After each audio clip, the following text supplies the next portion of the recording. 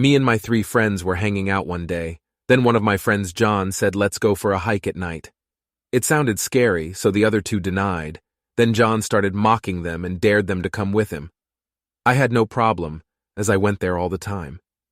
We then started, and as we moved towards the location, it was getting darker and darker. It seemed very unusual, but I didn't pay much attention and still continued. We all grabbed flashlights and I grabbed my gun, and as we started hiking, I was getting a feeling that something was not right. I was a bit scared too. It seemed weird as I came here all the time and never felt anything like this. We were all quiet and didn't talk to each other. I guess everyone felt something was odd. It's hard to describe how eerie it felt on the way up. Noises just seemed louder. It's like the calm and soothing river now sounded like it's screaming at me. The beautiful scenery was void and made me feel small and helpless. There weren't any fellow hikers. It was just us, so we weren't going to get help even if we needed. Just then, John started telling a story that his grandfather told him about the witch that roamed the hills.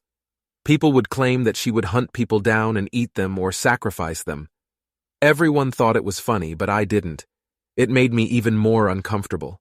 I was hearing twigs snapping and seeing shadows move through darkness.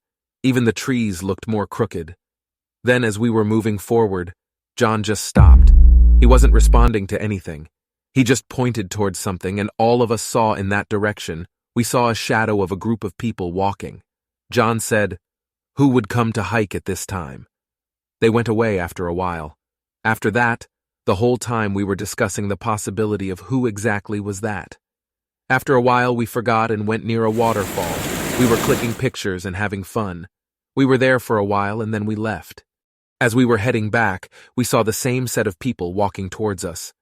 My heart literally dropped.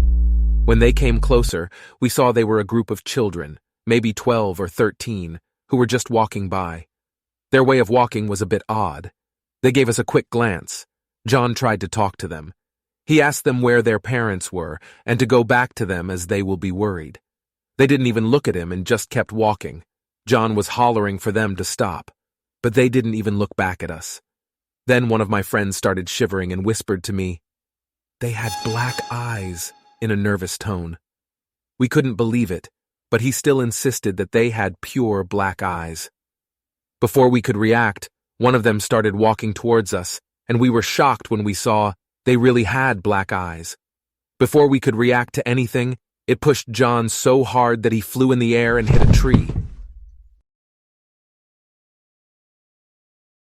He fell and wasn't moving anymore. We were screaming. Both my friends rushed towards him and tried to get him up.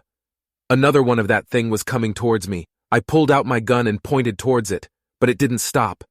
I shot at the ground near its feet, but it didn't even flinch. I was shocked. I didn't understand what else to do, and I shot it. There was a second of silence, but when I saw what happened to it, I was shook. It didn't even faze it. It was now coming towards me angrily, and as it was coming, it began growing in size. It was about 7 foot or so as it came close to me. Both my friends started running, and one of them immediately held me and dragged me with him. I said, "What about John?" And as I looked back, I saw one of those things swallowing him whole. I couldn't believe my eyes. One of our friends was gone. We heard footsteps behind us, but when we turned back, there was no one there. It wasn't making any sense. We were shouting for help as we were running, but no one could hear us. We could hear laughter coming from random directions. We couldn't believe all this was real. We were living our worst nightmare. We somehow came out of the area and called the cops, but all we could hear was that same laughter even on the phone. We decided to directly go to the station, and when we did, we told them to find our friend. We couldn't tell them about the whole thing as they wouldn't believe us. They searched the whole area but didn't find him anywhere.